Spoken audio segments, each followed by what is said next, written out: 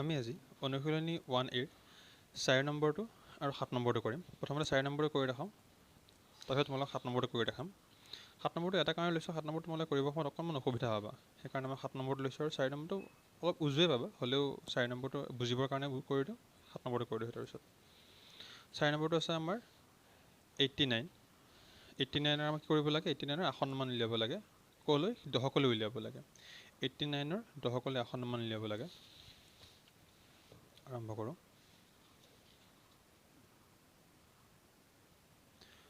89ৰ 1 নম্বৰৰ 4 নম্বৰ।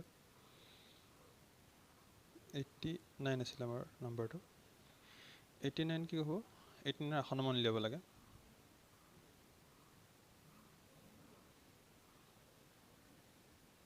সমাধান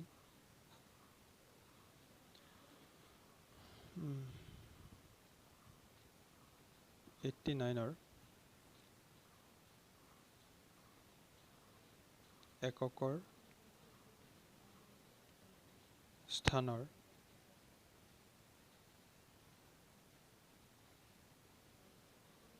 অংকটো, এককৰ স্থানৰ অংকটো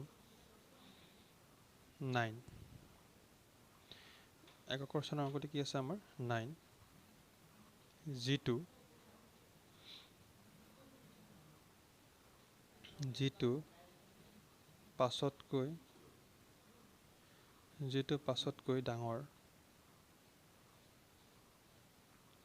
পাঁচতকৈ ডাঙৰ, আমি কি লিখিম? গতিকে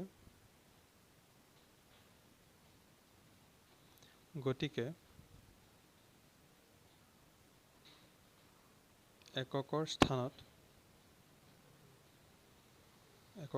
কি হ'ব? এককৰ স্থানত কি হ'ব? 0 হ'ব। ঠিক আছে। 89ৰ 9টো যেতিয়া 5তকৈ ডাঙৰ, সেইবাবে আমি কি কৰিলোঁ? এককৰ স্থানত 0 বহাম। বাকী অংশৰ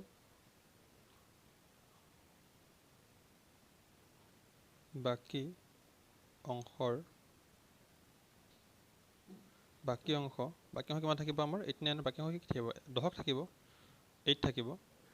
বাকী অংশ 8 + 1 কৰিম, সমান কিমান হ'ব? 8 × 9 হ'ব। ঠিক আছে। এতেকে আসন্নমান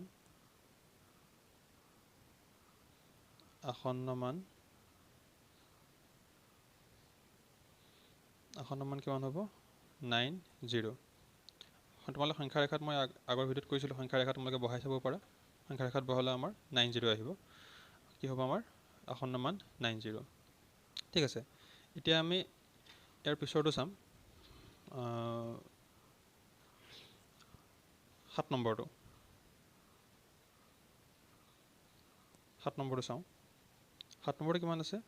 1299। 1299 আছে।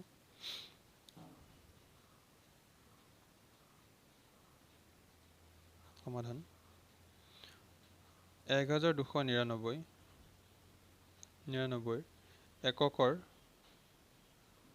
এককৰ স্থানৰ, বাকী লিখাখিনি একেই হ'ব। তোমালোকে লিখাখিনি একেই কৰিব পাৰা, মুখস্থ কৰি ল'ব পাৰা, বা নহ'লে বুজি লিখাও একেই কথা। এককৰ স্থানৰ অংকটো 9। আমাৰ ইয়াত 9 আছিলে, ইয়াতে আমাৰ একক স্থান 9 আছে, সেইবাবে 9 লিখিছোঁ। 9, যিটো 5তকৈ ডাঙৰ, গতিকে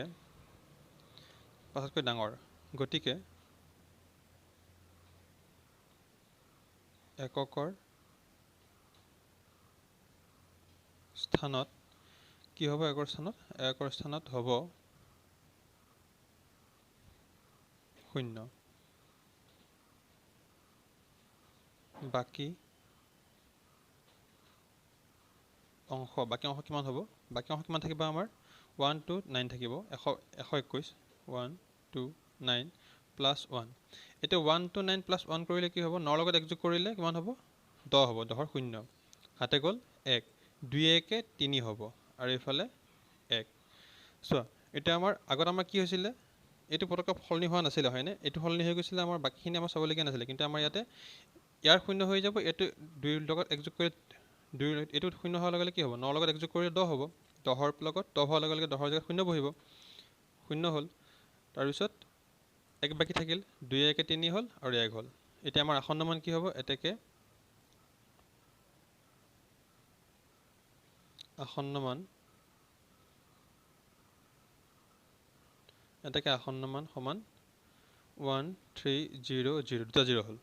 দুটা 0 কিয় হ'ল, আমাৰ এককৰ স্থানত 0টো আমি বহাম বুলি কৈছিলোঁ আগতে, 0 হ'ব।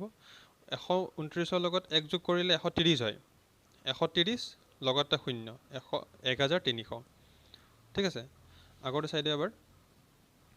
89 দশকলৈ আসন্ন মান উলিয়াব লাগে।